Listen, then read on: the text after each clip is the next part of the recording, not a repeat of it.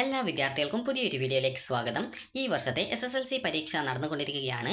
അപ്പോൾ വിദ്യാർത്ഥികൾക്ക് 24-ാം തീയതി, അതായത് മാർച്ച് 24-ാം തീയതി തിങ്കളാഴ്ച രാവിലെ 9:30 മുതൽ 11:15 വരെ രസതന്ത്രം, അതായത് കെമിസ്ട്രി പരീക്ഷയാണ്. 26-ാം തീയതി, അതായത് മാർച്ച് 26-ാം തീയതി ബുധനാഴ്ച രാവിലെ 9:30 മുതൽ 11:15 വരെ ബയോളജി പരീക്ഷയാണ്, അതായത് ജീവശാസ്ത്രത്തിൻ്റെ പരീക്ഷയാണ്. അപ്പോൾ വിദ്യാർത്ഥികൾ തിങ്കളാഴ്ചയുള്ള രസതന്ത്രം പരീക്ഷയ്ക്ക് നന്നായിട്ട് പഠിക്കുക. അതുപോലെ നിങ്ങളെക്കൊണ്ട് പറ്റുന്ന രീതിയിൽ മാക്സിമം മാർക്ക് വാങ്ങിക്കാൻ ശ്രദ്ധിക്കുക. അതായത് നിങ്ങളൊരു മിനിമം ഒരു 20 മാർക്കിനുള്ളിൽ, അതായത് 20 മാർക്കോ അതിൽ കൂടുതലോ വാങ്ങിക്കാനായിട്ട് പ്രത്യേകം ശ്രദ്ധിക്കുക. അപ്പോൾ വിദ്യാർത്ഥികൾക്ക് ഈ ഒരു വീഡിയോയിൽ നിങ്ങൾക്ക് SSLC പരീക്ഷയിൽ നിങ്ങൾക്ക് പല വിദ്യാർത്ഥികളും എനിക്ക് ഇത്ര മാർക്ക് കിട്ടിയിട്ടുണ്ട്, അപ്പോൾ അത് ഏത് ഗ്രേഡിലാണ് ഉൾപ്പെടുക എന്നുള്ളത് വിദ്യാർത്ഥികൾ ചോദിച്ചിട്ടുണ്ടായിരുന്നു. അപ്പോൾ ആ ഒരു മാർക്കിൻ്റെ കാര്യങ്ങൾ, അതായത് മാർക്ക് ഉപയോഗിച്ചുകൊണ്ട് നിങ്ങൾക്ക് അതായത് എത്ര മാർക്ക് കിട്ടും, അതിനനുസരിച്ച് നിങ്ങൾക്ക് ഏത് ഗ്രേഡാണ് കിട്ടാൻ സാധ്യത ഉള്ളത് എന്നുള്ളത് നിങ്ങൾക്ക് ഈ ഒരു വീഡിയോയിൽ മനസ്സിലാക്കാൻ സാധിക്കുന്നതാണ്. അപ്പോൾ നമുക്ക് വീഡിയോയിലേക്ക് കടക്കാം. അപ്പോൾ വിദ്യാർത്ഥികൾ പ്രധാനമായിട്ടും ഇപ്പോൾ നോക്കുന്നത് നിങ്ങൾക്ക് എത്ര മാർക്ക് കിട്ടുമെന്നുള്ളത് നിങ്ങൾക്കൊരു ഏകദേശം ഒരു ധാരണ ഉണ്ടാകും. അപ്പോൾ വിദ്യാർത്ഥികൾ ആദ്യം തന്നെ പ്രധാനമായിട്ടും ചിന്തിക്കേണ്ട കാര്യം എന്ന് പറയുന്നത്, നിങ്ങൾക്ക് കിട്ടാൻ സാധ്യതയുള്ള നിങ്ങൾ ചിന്തിക്കുന്ന ഒരു മാർക്കാണ് നിങ്ങളിപ്പോൾ ഒരു ഗ്രേഡ് എത്ര കിട്ടുമെന്നുള്ള കാര്യം നോക്കുന്നത്. അപ്പോൾ റിസൾട്ട് വരുന്ന സമയത്ത് ഈ ഒരു ഗ്രേഡ് മാറ്റം ഉണ്ടാകും. അതായത് നിങ്ങൾക്കിപ്പോൾ ചില വിദ്യാർത്ഥികൾ ചിലപ്പോൾ നിങ്ങൾക്കിപ്പോൾ ഒരു 20 മാർക്കേ കിട്ടുള്ളൂ എന്ന് പ്രതീക്ഷിക്കും. എന്നാൽ റിസൾട്ട് വരുന്ന സമയത്ത് നിങ്ങൾക്ക് ചിലപ്പോൾ ഈ ഒരു 20-ന് പകരം ഒരു 30 മാർക്കൊക്കെ കിട്ടി ഗ്രേഡ് ഒക്കെ ചേഞ്ച് ആയിട്ട് ലഭിക്കുന്നതായിട്ട്, അതായത് പല വിദ്യാർത്ഥികൾക്കും മാറുന്നതായിട്ട് കാണാറുണ്ട്. അപ്പോൾ അതുകൊണ്ട് തന്നെ വിദ്യാർത്ഥികൾ ഒട്ടും ടെൻഷൻ അടിക്കേണ്ടതില്ല. കാരണം നിങ്ങൾ പല വിദ്യാർത്ഥികളും തോൽക്കുമോ എന്നുള്ള ചിന്തിക്കാറുണ്ട്. അപ്പോൾ നിങ്ങൾ തോൽക്കുന്നതായിരിക്കില്ല, കാരണം എല്ലാ വിദ്യാർത്ഥികളും ജയിക്കാനുള്ള സാധ്യതയുണ്ട്. അപ്പോൾ അതുകൊണ്ട് തന്നെ നിങ്ങൾ ശ്രദ്ധിക്കേണ്ട കാര്യം എന്ന് പറയുന്നത്, ഈ ഒരു റിസൾട്ട് വരും മുമ്പ് നിങ്ങൾ തോൽക്കുമോ ജയിക്കുമോ എന്നുള്ള കാര്യം ഒന്നും ആലോചിക്കേണ്ട യാതൊരു ആവശ്യമില്ല. കാരണം റിസൾട്ട് വന്ന ശേഷം നിങ്ങൾക്ക് ആ ഒരു കാര്യം നോക്കിയാൽ മതി. കാരണം നിങ്ങൾക്ക് ചിലപ്പോൾ നിങ്ങളിപ്പോൾ ഒരു ഉദാഹരണത്തിന് നിങ്ങൾക്കിപ്പോൾ ഈ ഒരു 40 മാർക്കിൻ്റെ സബ്ജക്റ്റിൽ ജസ്റ്റ് പാസ്സാവുന്നതിനായിട്ട്, D+ കിട്ടിയിട്ട് ജയിക്കാനായിട്ട് ജസ്റ്റ് ഒരു 5 മാർക്ക് മതി. എന്നാൽ നിങ്ങൾ കാൽക്കുലേറ്റ് ചെയ്യുന്ന സമയത്ത് നിങ്ങൾക്ക് ഒരു 3 മാർക്കേ കിട്ടുന്നുള്ളൂ എന്ന് കരുതുക. അപ്പോൾ ഇങ്ങനെയുള്ള സാഹചര്യത്തിൽ പല വിദ്യാർത്ഥികളും ചിന്തിക്കുന്ന കാര്യമാണ്, ഞാൻ തോൽക്കുമോ ഇല്ലയോ എന്നുള്ളത്. അതുപോലെ തന്നെ ചില വിദ്യാർത്ഥികൾക്ക് ഇപ്പോൾ കൂട്ടുന്ന സമയത്ത് 40 മാർക്കിൻ്റെ സബ്ജക്റ്റിൽ 33 മാർക്കേ കിട്ടുള്ളൂ. അവർ A+ ആയിരിക്കും പ്രതീക്ഷിക്കുക. എന്നാൽ നിങ്ങൾ കാൽക്കുലേറ്റ് ചെയ്യുന്ന സമയത്ത് 33 മാർക്കേ നിങ്ങൾക്ക് ഉണ്ടാവുള്ളൂ. എന്നാൽ ചിലപ്പോൾ റിസൾട്ട് വരുന്ന സമയത്ത് അത് A+ ഒക്കെ ആയിട്ട് മാറുന്നതായിട്ട് കാണാം. അപ്പോൾ അതുകൊണ്ട് തന്നെ നിങ്ങൾ ശ്രദ്ധിക്കേണ്ട കാര്യം എന്ന് പറയുന്നത്, വിദ്യാർത്ഥികൾ ഇപ്പോൾ നിങ്ങൾ നോക്കുന്ന ആ ഒരു, അത് നിങ്ങൾക്ക് കിട്ടാൻ ഏകദേശം സാധ്യതയുള്ള ഒരു മാർക്ക് ഉണ്ടാവും. അപ്പോൾ ആ ഒരു മാർക്കിനേക്കാൾ കൂടുതലൊക്കെ ആയിരിക്കും റിസൾട്ട് വരുന്ന സമയത്ത് നിങ്ങൾക്ക് കിട്ടുക. അപ്പോൾ അതുകൊണ്ട് തന്നെ നിങ്ങൾ ഇപ്പോൾ നിങ്ങൾക്ക് ഏകദേശം എത്ര മാർക്കിന്, അതായത് ഏകദേശം ഒരു ധാരണ വെച്ച് നിങ്ങൾക്ക് ഏത് ഗ്രേഡ് കിട്ടും എന്നുള്ളത് മാത്രമാണ് ഇതിലൂടെ നിങ്ങൾക്ക് മനസ്സിലാക്കാൻ സാധിക്കുക. കാരണം റിസൾട്ട് വരുന്ന സമയത്ത് നിങ്ങൾ പ്രതീക്ഷിച്ചതിനേക്കാൾ മാർക്ക് കൂടാനുള്ള സാധ്യതയുണ്ട്. അപ്പോൾ അതുകൊണ്ട് തന്നെ നിങ്ങൾ ഈ ഒരു SSLC പരീക്ഷയിൽ തോൽക്കുമോ അല്ലെങ്കിൽ ജയിച്ചാൽ തന്നെ മാർക്ക് കുറയുമോ, അതായത് ഗ്രേഡ് കുറയുമോ എന്നുള്ളതും ആലോചിച്ച് ഒട്ടും ടെൻഷൻ അടിക്കേണ്ടതില്ല. നിങ്ങൾ ഇനിയുള്ള പരീക്ഷകൾക്ക് നന്നായിട്ട് പഠിക്കുക എന്നുള്ളതാണ് ആദ്യം ചെയ്യേണ്ട കാര്യം എന്ന് പറയുന്നത്. അപ്പോൾ തിങ്കളാഴ്ചത്തെ കെമിസ്ട്രി പരീക്ഷയ്ക്ക്, അതായത് രസതന്ത്രം പരീക്ഷയ്ക്ക് നന്നായിട്ട് പഠിക്കുക. ഇനി നമുക്ക് വിദ്യാർത്ഥികൾക്ക് ഈ ഒരു A+ ഗ്രേഡ് കിട്ടാനും അതുപോലെ തന്നെ A ഗ്രേഡ് കിട്ടാനും എത്ര മാർക്ക് വേണം എന്നുള്ളത് നിങ്ങൾക്ക് എങ്ങനെ സ്വന്തമായിട്ട് ചെക്ക് ചെയ്യാം എന്നുള്ളത് ഈ ഒരു വീഡിയോ വഴി മനസ്സിലാക്കാൻ സാധിക്കുന്നതാണ്. അപ്പോൾ വിദ്യാർത്ഥികൾക്ക് ഈ ഒരു A+ ഗ്രേഡ് കിട്ടണം എന്നുണ്ടെങ്കിൽ നിങ്ങൾക്ക് 40 മാർക്കിൻ്റെ പരീക്ഷയിൽ നിങ്ങൾക്ക് 35 മുതൽ 40 വരെ മാർക്ക് കിട്ടിയാൽ മതി. അങ്ങനെയെങ്കിൽ നിങ്ങൾക്ക് A+ ഗ്രേഡ് കിട്ടുന്നതാണ്. അപ്പോൾ വിദ്യാർത്ഥികൾ പ്രധാനമായിട്ടും ഈ ഒരു ടേബിളിൽ ശ്രദ്ധിക്കേണ്ട കാര്യം എന്ന് പറയുന്നത്, ഇതിൽ എന്തൊക്കെയാണ് കൊടുത്തിട്ടുള്ളത് എന്നുള്ള കാര്യം നമുക്ക് നോക്കാം. വിദ്യാർത്ഥികൾക്ക് ആദ്യം തന്നെ ഇവിടെ കൊടുത്തിട്ടുള്ളത് ഗ്രേഡ്സ് ആണ്. അതായത് ഗ്രേഡ് എന്ന് പറയുമ്പോൾ A+A, B+B ഈ ഒരു രീതിയിലുള്ള ഗ്രേഡിംഗ് സിസ്റ്റത്തിൻ്റെ ആ ഒരു ഗ്രേഡാണ് കൊടുത്തിട്ടുള്ളത്. അതുപോലെ രണ്ടാമത്തേത് എന്ന് പറയുമ്പോൾ ഇവിടെ CE മാർക്ക് കൂട്ടാതെ പരീക്ഷയിൽ നിങ്ങൾ എത്ര മാർക്ക് നേടണം, എങ്കിൽ എത്ര മാർക്ക് കിട്ടിയാലാണ് A+ കിട്ടുക എന്നുള്ളതാണ്. അതുപോലെ മറ്റ് ഗ്രേഡുകൾ കിട്ടുക എന്നുള്ള ഡീറ്റെയിൽസ് ആണ് കൊടുത്തിട്ടുള്ളത്. അത് ഏത് മുതൽ ഏത് മാർക്കിൻ്റെ റേഞ്ചിനുള്ളിലായിട്ടാണ് നിങ്ങൾക്ക് ഈ ഒരു ഗ്രേഡ് കിട്ടുക എന്നുള്ളതാണ് കൊടുത്തിട്ടുള്ളത്. അതുപോലെ തന്നെ ഇവിടെ കൊടുത്തിട്ടുള്ളത് 40 മാർക്കിൻ്റെ വിഷയമാണ്. എന്നാൽ 10 മാർക്ക് CE ഉൾപ്പെടെ ആഡ് ചെയ്തിട്ട് 50 മാർക്കിൽ നിങ്ങൾക്ക് എത്ര മാർക്ക് കിട്ടിയാലാണ് A+ കിട്ടുക എന്നുള്ളതാണ് കൊടുത്തിട്ടുള്ളത്. ഇവിടെ കൊടുത്തിട്ടുള്ളത് 80 മാർക്കിൻ്റെതാണ്. അപ്പോൾ ഇവിടെ കൊടുത്തിട്ടുള്ളത് 80 മാർക്കിൽ നിങ്ങൾക്ക് CE മാർക്ക് കൂട്ടാതെ നിങ്ങൾക്ക് A+ കിട്ടണമെങ്കിൽ നിങ്ങൾക്ക് എത്ര മാർക്ക് നിങ്ങൾ പരീക്ഷയിൽ നേടണം എന്നുള്ളതാണ് കൊടുത്തിട്ടുള്ളത്. ഇവിടെ കൊടുത്തിട്ടുള്ളത് നിങ്ങൾക്ക് ഈ ഒരു 80 മാർക്കിൽ നിങ്ങൾക്ക് പരീക്ഷയിൽ കിട്ടുന്ന മാർക്കും 20 മാർക്ക് CE മാർക്ക് ഉൾപ്പെടെ നിങ്ങൾക്ക് എത്ര മാർക്ക് കിട്ടിയാലാണ് SSLC റിസൾട്ട് വരുന്ന സമയത്ത് അത് A+ അല്ലെങ്കിൽ മറ്റ് ഗ്രേഡുകൾ കാണിക്കുക എന്നുള്ള ഡീറ്റെയിൽസ് ആണ്. അതുപോലെ തന്നെ ഇവിടെ നിങ്ങൾക്കൊരു പച്ച കളറിൽ കൊടുത്തത് കാണാൻ സാധിക്കും. ഈ ഒരു പച്ച കളറിൽ കൊടുത്തിട്ടുള്ള ഈ ഒരു ലൈൻ എന്ന് പറയുന്നത് നിങ്ങൾക്ക് ആ ഒരു ജയിക്കാൻ വേണ്ട ഏറ്റവും കുറഞ്ഞ മാർക്ക് എത്രയാണ് എന്നുള്ള ഡീറ്റെയിൽസും അതുപോലെ ആ ഒരു റേഞ്ച്, ആ ഒരു ഗ്രേഡ് റേഞ്ച് എത്രയാണെന്നുള്ളത് കൃത്യമായിട്ട് അവിടെ നൽകിയിട്ടുണ്ട്.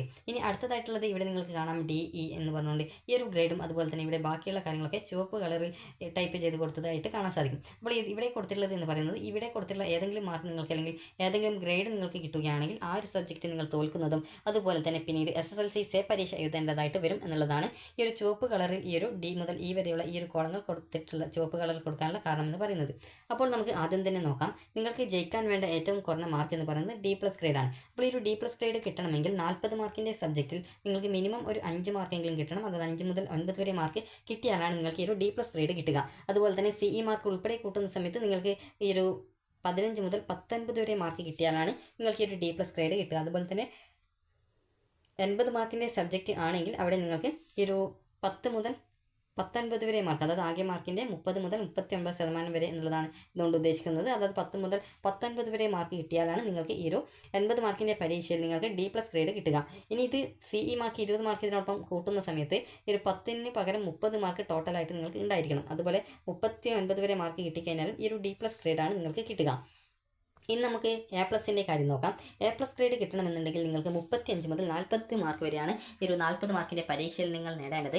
അതുപോലെ തന്നെ CE മാർക്ക് ഉൾപ്പെടെ കൂട്ടുന്ന സമയത്ത് 45 മുതൽ 50 വരെ മാർക്കാണ് നിങ്ങൾക്ക് നേടേണ്ടതായിട്ടുള്ളത്. അതുപോലെ 80 മാർക്കിൻ്റെ പരീക്ഷയാണ് എങ്കിൽ വിദ്യാർത്ഥികൾക്ക് അതിൽ 70 മാർക്ക് മുതൽ 80 വരെ മാർക്ക് നിങ്ങൾക്ക് കിട്ടിക്കഴിഞ്ഞാലാണ് നിങ്ങൾക്ക് A+ കിട്ടുക. ഇത് CE മാർക്ക് 20 കൂട്ടുന്ന സമയത്ത് 90 മുതൽ 100 വരെ മാർക്ക് കിട്ടിയാലാണ് നിങ്ങൾക്കത് A+ ഗ്രേഡിലേക്ക് മാറുക.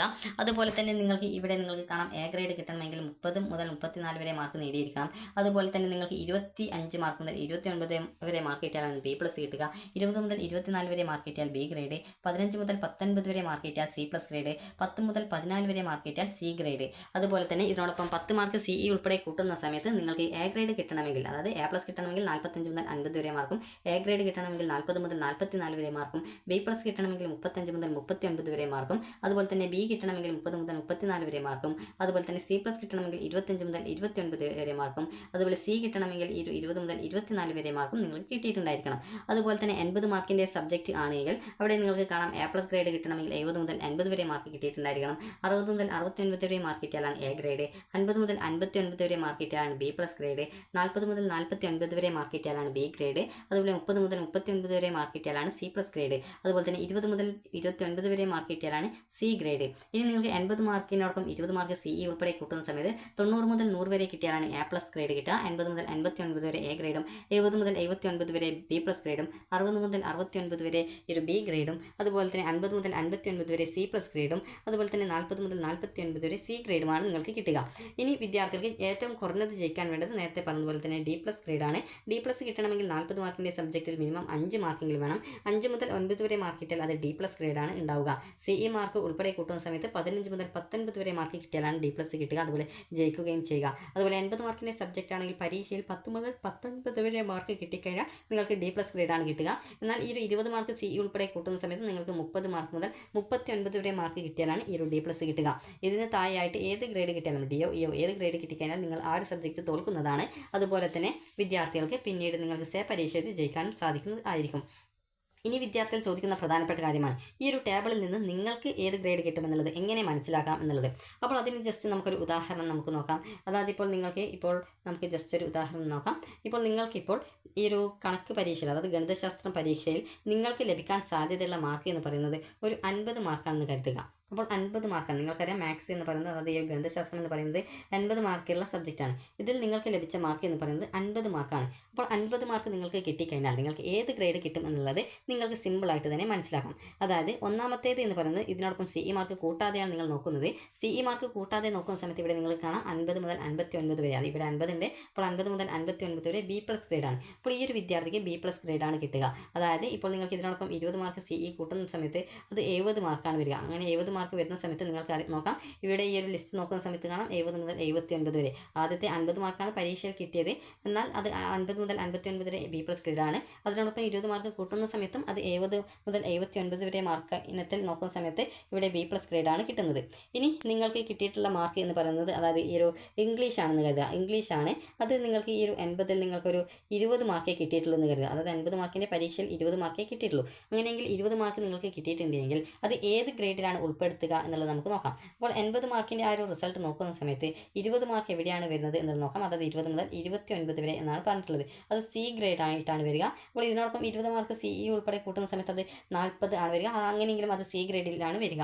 ഇനി നമുക്ക് മറ്റൊരു കാര്യം നോക്കാം. ഇപ്പോൾ 40 മാർക്കിൻ്റെ സബ്ജക്റ്റിൽ ഒരു വിദ്യാർത്ഥിക്ക് കിട്ടിയ മാർക്ക് എന്ന് പറയുന്നത് 23 മാർക്കാണെന്ന് കരുതുക. അപ്പോൾ ഈ 23 മാർക്കാണ് ഒരു വിദ്യാർത്ഥിക്ക് കിട്ടിയിട്ടുള്ളത്. 40 മാർക്കിൻ്റെ ഒരു വിഷയത്തിൽ 23 മാർക്കാണ് പരീക്ഷയിൽ കിട്ടിയിട്ടുള്ളതെങ്കിൽ ആ ഒരു വിദ്യാർത്ഥിക്ക് ഏത് ഗ്രേഡാണ് കിട്ടുക എന്നുള്ളത് സിമ്പിളായിട്ട് ഈ ഒരു ടേബിൾ നോക്കിയിട്ട് നിങ്ങൾക്ക് മനസ്സിലാക്കാം. അപ്പോൾ 40 മാർക്കിൻ്റെ സബ്ജക്റ്റ് ആണ്, എന്നാൽ 23 മാർക്കാണ് ആ ഒരു വിദ്യാർത്ഥിക്ക് കിട്ടിയത്. അപ്പോൾ ഇവിടെ നിങ്ങൾക്ക് ഈ ഒരു കോളം നോക്കുക, അതായത് ഈ ഒരു കോളം നോക്കുക. അപ്പോൾ ഇവിടെ നിങ്ങൾക്ക് കാണാം 40 മാർക്കിൽ ഈ ഒരു 23 മാർക്ക് ഏത് റേഞ്ചിലാണ് വരുന്നത് എന്നുള്ളത്. ഇവിടെ നോക്കുമ്പോൾ കാണാം 20 മുതൽ 24 വരെ എന്ന് പറഞ്ഞുകൊണ്ട് കാണാം, അതിലാണ് 23 വരിക. അപ്പോൾ ഇവിടെ നോക്കുന്ന സമയത്ത് അത് ഗ്രേഡ് ആണ്. അപ്പോൾ ഇനി അടുത്തതായിട്ട് നമുക്ക് മറ്റൊരു കാര്യം കൂടി നോക്കാം. നിങ്ങൾക്കിപ്പോൾ ബയോളജി പരീക്ഷയിൽ നിങ്ങൾക്ക് അത് കഴിഞ്ഞിട്ടില്ല. അപ്പോൾ ആ ഒരു പരീക്ഷയിൽ നിങ്ങൾക്ക് കിട്ടാൻ സാധ്യതയുള്ള മാർക്ക് എന്ന് പറയുന്നത് 40 മാർക്കിൻ്റെ പരീക്ഷയിൽ നിങ്ങൾക്കൊരു 31 മാർക്കാണ് കിട്ടിയതെന്ന് കരുതുക. ഈ ഒരു 31 മാർക്കാണ് കിട്ടിയതെന്ന് കരുതുക. ബയോളജി എന്ന് പറയുമ്പോൾ 40 മാർക്കുള്ള പരീക്ഷയാണ്. അപ്പോൾ ഇവിടെ നിങ്ങൾ ഈ ഒരു 40 മാർക്കിൻ്റെ ഈ ഒരു ലിസ്റ്റ് നിങ്ങൾ നോക്കുക. അപ്പോൾ ഈ ഒരു ലിസ്റ്റിൽ താഴോട്ട് നോക്കുന്ന സമയത്ത് ഇവിടെ 31 മാർക്കാണ് കിട്ടിയത്. അത് ഏത് റേഞ്ചിലാണ് വരുന്നത് എന്ന് നോക്കുന്ന സമയത്ത് 30 മുതൽ 34 വരെ എന്ന് പറഞ്ഞുകൊണ്ട് കൊടുത്തിട്ടുണ്ട്. അപ്പോൾ അവിടെ നിങ്ങൾക്ക് ആ ഒരു രീതിയിൽ നോക്കുന്ന സമയത്ത് നിങ്ങൾക്ക് ഇവിടെ ആ ഒരു സബ്ജക്റ്റിന് എ ഗ്രേഡ് ആണ് മാർക്ക് കിട്ടുക. അതുപോലെ തന്നെ ഇതിനോടൊപ്പം നിങ്ങൾക്ക് അതായത് ഈ ഒരു മാർക്കിനോടൊപ്പം നിങ്ങൾക്ക് 10 മാർക്ക് CE ഉൾപ്പെടെ ഉണ്ടെങ്കിൽ ഇത് 41 വരും. അങ്ങനെയെങ്കിലും ഇത് എ ഗ്രേഡിൽ തന്നെയാണ് ഉണ്ടാവുക. അപ്പോൾ ഈ ഒരു വീഡിയോ നിങ്ങൾക്ക് ഉപകാരപ്രദമായിട്ടുണ്ടെന്ന് കരുതുന്നു. അപ്പോൾ ഉപകാരപ്രദമായിട്ടുണ്ടെങ്കിൽ ലൈക്ക് ചെയ്യുക. അതുപോലെ തന്നെ നിങ്ങൾക്ക് എങ്ങനെ നിങ്ങളുടെ ഗ്രേഡ്സ് അതായത് നിങ്ങളുടെ മാർക്ക് ഗ്രേഡിലേക്ക് കൺവേർട്ട് ചെയ്യാം എന്നുള്ളത് കൃത്യമായിട്ട് മനസ്സിലായിട്ടുണ്ടാകുമെന്ന് കരുതുന്നു. അപ്പോൾ വിദ്യാർത്ഥികൾക്ക് ഈ ഒരു വീഡിയോ ഉപകാരപ്രദമായിട്ടുണ്ടെങ്കിൽ ലൈക്ക് ചെയ്യുക, ഷെയർ ചെയ്യുക. Thank you for watching.